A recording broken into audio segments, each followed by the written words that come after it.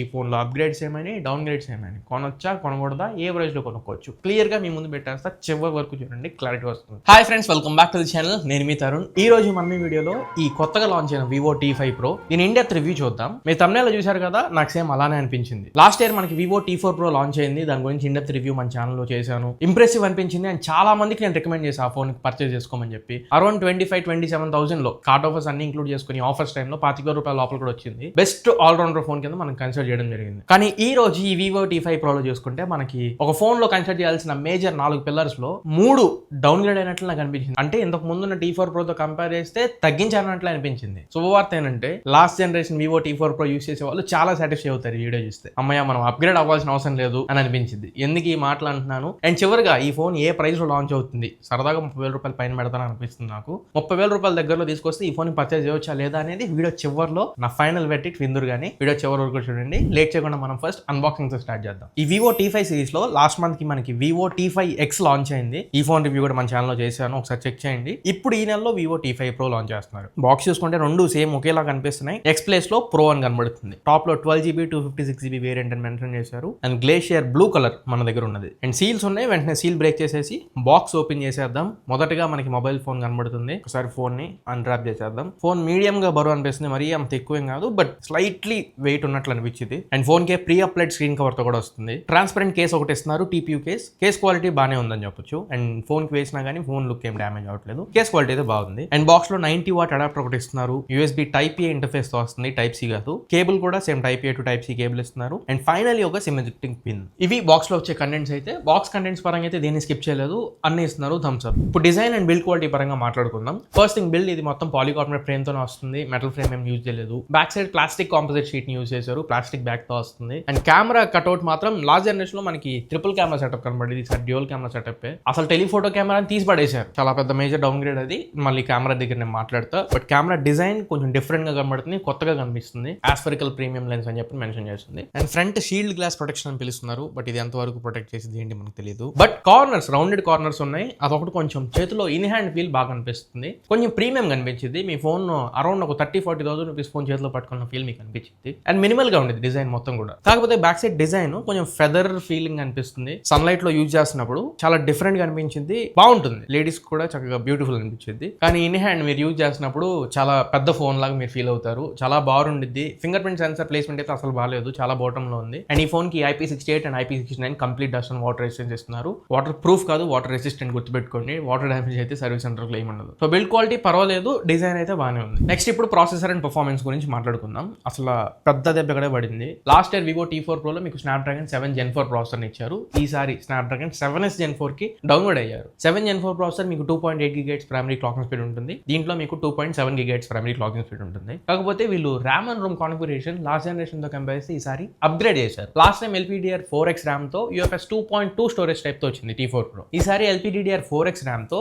UFS 3.1 storage type ఇచ్చారు Vivo T5 Pro లో. దాని వల్ల అండ్ కొంత ఆప్టిమైజేషన్ వల్ల పర్ఫార్మెన్స్ లెవెల్లో, ఎగ్జాంపుల్ గేమ్స్ ఆడుకుంటున్నప్పుడు, ఇన్ఫాక్ట్ నేను టెక్నికల్ కూడా చెక్ చేశాను, Antutu score, CPU throttling test అవి చెక్ చేసినప్పుడు కూడా T4 Pro తో కంపేర్ చేస్తే కొంచెం బెటర్ గానే పర్ఫార్మ్ చేసింది, ఈవెన్ గేమింగ్ పర్ఫార్మెన్స్ లో కూడా. ఇంకొకసారి రిఫరెన్స్ కోసం చెప్తున్నాను, Vivo T4 Pro 7 Gen 4 processor తో last time Antutu around 1 million మాత్రమే స్కోర్ చేసింది. అండ్ BGMI గేమ్స్ 60 FPS వరకు మాత్రమే సపోర్ట్ ఇచ్చారు. హీటింగ్ అదంతా కూడా మోడరేట్ గానే అనిపించేది. ఎక్కువ గేమ్స్ ఆడుకుంటున్నప్పుడు, ఎక్కువ హెవీగా యూజ్ చేస్తున్నప్పుడు మోడరేట్ గా అనిపించేది. బట్ ఈసారి Snapdragon 7S Gen 4 తో వీళ్ళు ఆప్టిమైజేషన్ బెటర్ గా చేసి, ఈ ర్యామ్ అండ్ రోమ్ కాన్ఫిగరేషన్ వల్ల కూడా BGMI 90 FPS సపోర్ట్ తీసుకొచ్చారు. ఎక్స్ట్రీమ్ ప్లస్ సపోర్ట్ ఉంది. 120 FPS సపోర్ట్ లేదు. 120 FPS గేమ్స్ కొన్ని సపోర్ట్ ఉన్నాయి, కానీ BGMI కి మాత్రం మాక్సిమం 90 FPS. అండ్ ఫ్యూచర్ లో వీళ్ళు తీసుకొస్తారని కూడా ఎక్కడ చెప్పట్లేదు, అసలు తీసుకురాకపోవచ్చు. T4 Pro కూడా సరిగ్గా తీసుకొని రాలేదు. అండ్ Antutu స్కోర్ అవి చూసినప్పుడు లాస్ట్ జనరేషన్ 1 million స్కోర్ చేస్తే ఈసారి ఇది అరౌండ్ 1.2 million దగ్గరలోకి వెళ్ళింది. 1.16 million వరకు స్కోర్ చేసింది. CPU థ్రాట్లింగ్ టెస్ట్ అదైతే మరి అంత బ్యాలెన్స్ గేమ్ అనిపించలా, 88-89% దగ్గర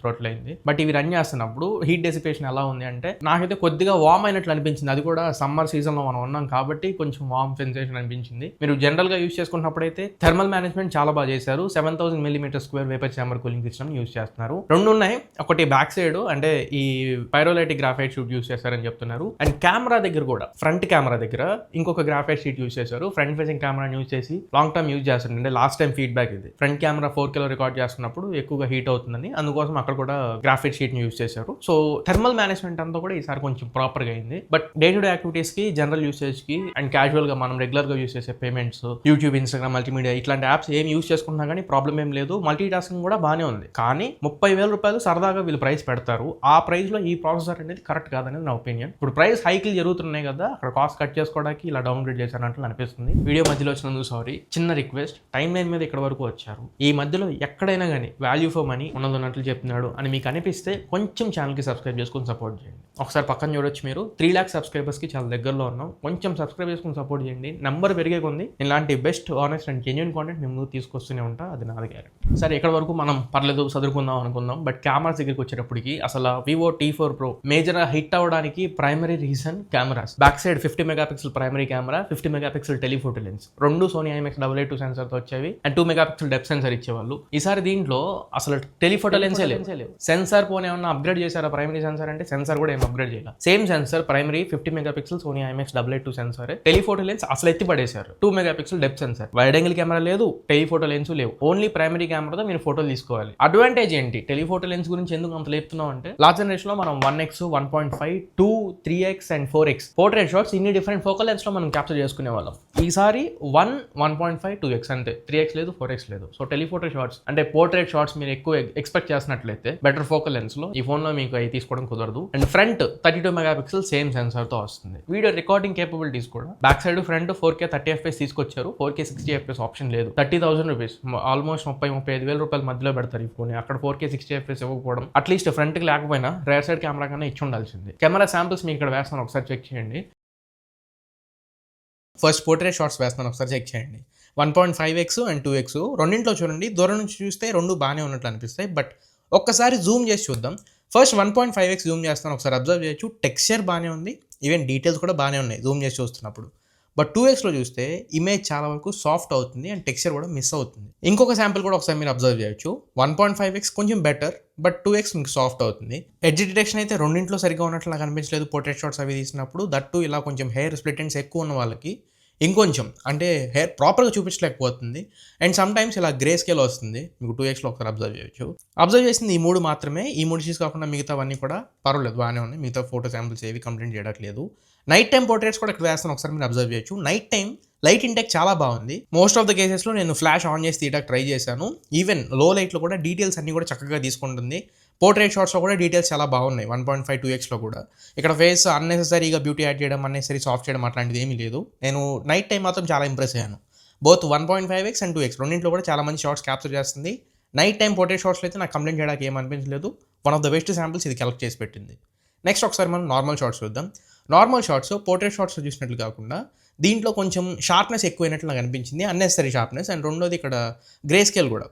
అండ్ ఈ గ్రే స్కేల్ని అబ్జర్వ్ చేయడానికి ఇంకొక శాంపుల్, ఇది బెస్ట్ ఎగ్జాంపుల్. హెయిర్ కలర్ ఒకసారి అబ్జర్వ్ చేయండి. ఇక్కడ బ్లాక్ ఉండాల్సిన దగ్గర ఆల్మోస్ట్ గ్రే కలర్ లాగా చూపించింది. యాక్చువల్ బ్లాక్ కలర్ ఏంటో నేను ఇక్కడ సైడ్ వేస్తాను, ఒకసారి అబ్జర్వ్ చేయండి. అండ్ పక్కన చెట్లు కానివ్వండి ఏవిగా అంత ప్రాపర్ కనిపించలా. అండ్ స్కై దగ్గర కూడా డైనామిక్ రేంజ్ అంత పర్ఫెక్ట్గా లేదు, ఆల్మోస్ట్ కొంచెం వైట్ అండ్ చేసేస్తున్నట్లు నాకు అనిపించింది.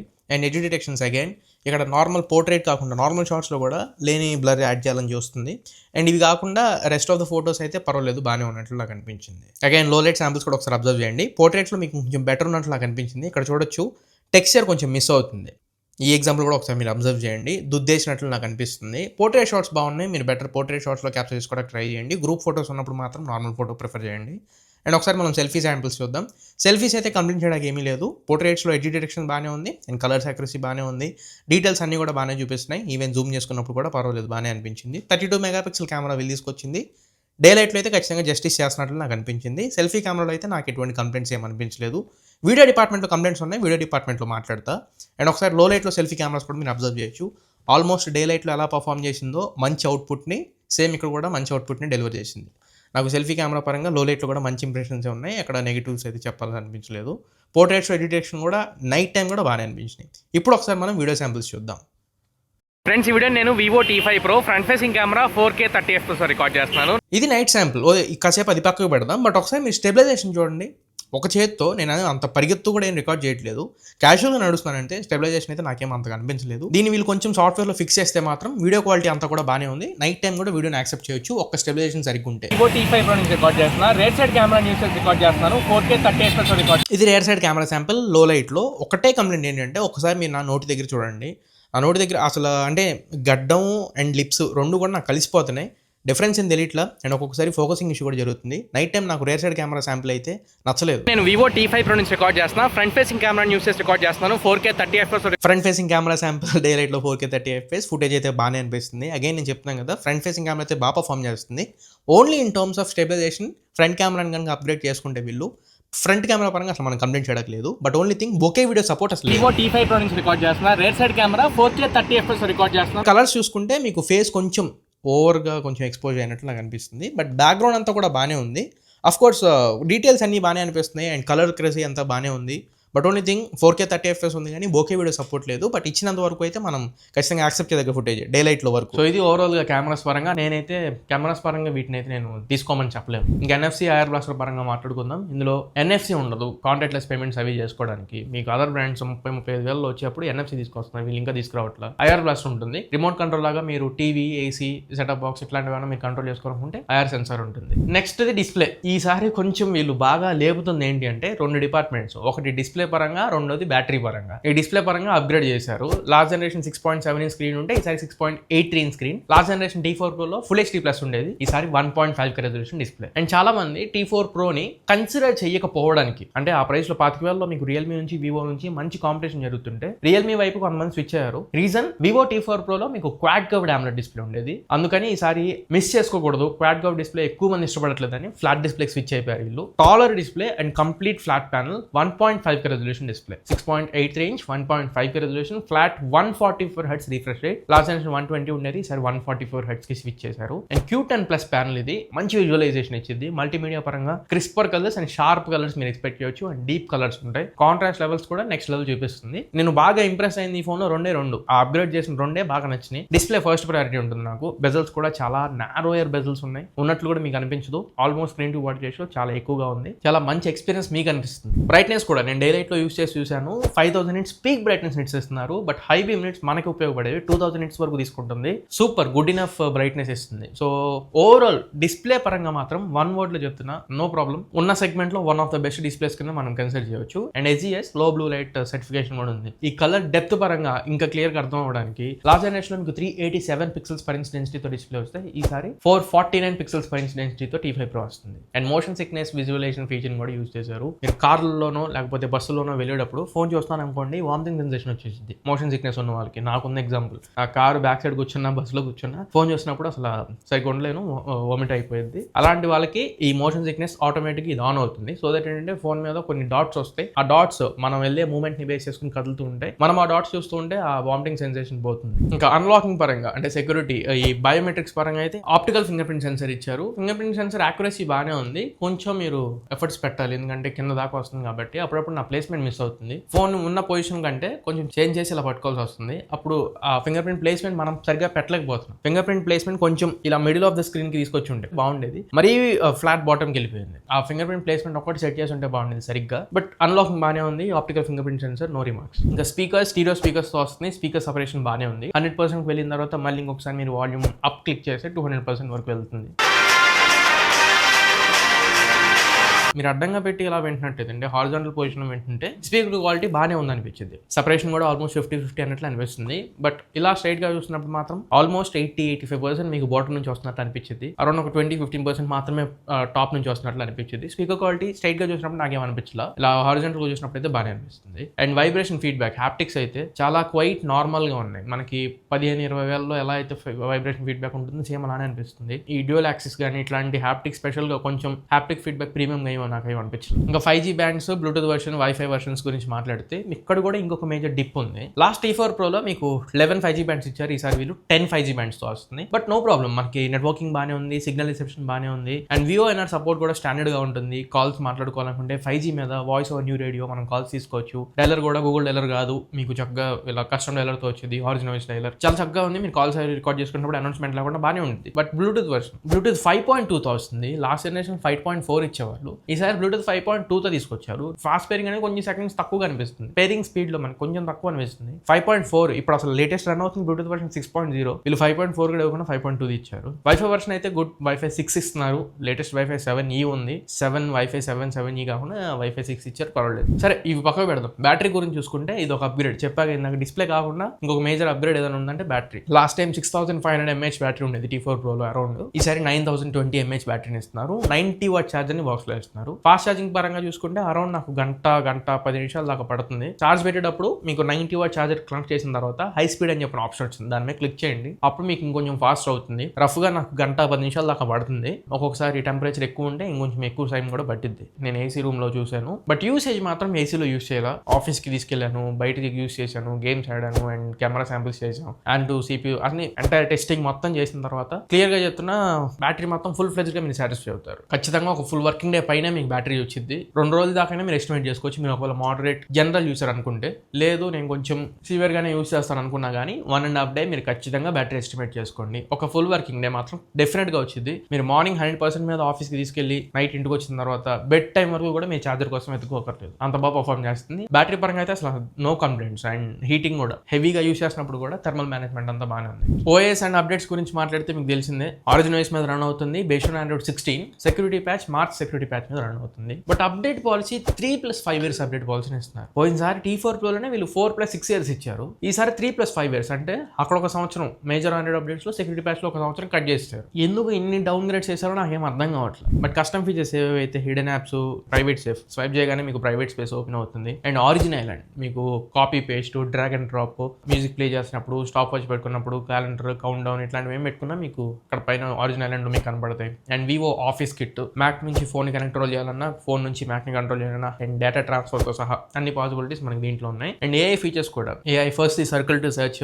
AI creation, AI captions, AI generation and cameras లో డాక్యుమెంట్ మోడ్స్, ఇవన్నీ ఉన్నాయి. అన్ని ఫీచర్స్ అయితే రెగ్యులర్ గా మనం ఏమైతే ఉంటాయి వివో ఫోన్స్, ఐక్యూ ఫోన్స్ లో అవన్నీ దీంట్లో కూడా ఇచ్చారు. బట్ ప్రైసింగ్ వీళ్ళు తీసుకొచ్చే base variant 8GB 128GB pricing మాట్లాడితే దాదాపు 30,000 రూపాయలు పెడతారని చెప్పని ఎక్కడ చూసినా మనకు అదే వినబడుతుంది. 30,000 రూపాయలు పైకి కూడా వెళ్ళొచ్చు. కానీ అంత పెట్టి ఈ ఫోన్ కొనుక్కోవచ్చా అని మాట్లాడుకునే ముందు ఒకసారి ప్లస్లు మైనస్ల గురించి మాట్లాడుకుందాం, pros and cons. First thing, నాకు డౌన్ గ్రేడ్స్ ఎక్కువ కనబడుతుంది. దీంట్లో ప్రాసెసర్ ఒకటి మేజర్ డౌన్ గ్రేడ్ అనిపిస్తుంది. కెమెరా టెలిఫోటో లెన్స్ తీసేయడం డౌన్ గ్రేడ్ అనిపిస్తుంది. అప్డేట్ పాలసీ 3+5 years కి చేశారు, 4+6 ఉంది, అది డౌన్ గ్రేడ్ అనిపిస్తుంది. ఇంకొన్ని ఉన్నాయి అరాకొరా సిగ్నల్ బ్యాండ్స్, బ్లూటూత్ వర్షన్స్ ఇవి, బట్ అవి మనం కన్సిడర్ చేయట్లేదు. మేజర్ గా మాట్లాడుకున్న 3 పెద్ద డౌన్ గ్రేడ్స్ అనిపిస్తుంది. ప్లస్ పాయింట్లలో ఈ ఫోన్ కనిపించేది ఒకటి బ్యాటరీ, రెండోది డిస్ప్లే. ఈ 2 మేజర్ ప్రోస్ ఈ ఫోన్ కి. ప్రాసెసర్ కూడా మీరు ఒకవేళ క్యాజువల్ యూజర్, నేను గేమ్స్ అసలు ఆడను అనుకునే వాళ్ళకి ఈ processor more than enough. Heavy games ఆడను అనుకుంటే మీకు చక్కగా హ్యాండిల్ చేసేది, సాటిస్ఫై అవుతారు. పొద్దున్న లేచిన కూర్చొని రాత్రి దాకా కూర్చొని ఆడుతూనే ఉంటాను అనుకునే వాళ్ళకే ప్రాబ్లం. మరి ఏ ప్రైస్ లో నువ్వు ఏ ప్రైస్ లో వస్తే కొనుక్కుంటావు, ఏ ప్రైస్ లో రికమెండ్ చేస్తావు అని చెప్పని అడిగితే, నేను ఇప్పుడు ఆల్రెడీ ప్రైస్లు పెరుగున్నాయి కాబట్టి పెరిగిన ప్రైస్లోనే చెప్తున్నా. 27-28 వస్తే తీసుకోండి, అంతకు మించి అయితే తీసుకోవద్దు. 25,000 వస్తే ఇంకా బెటర్.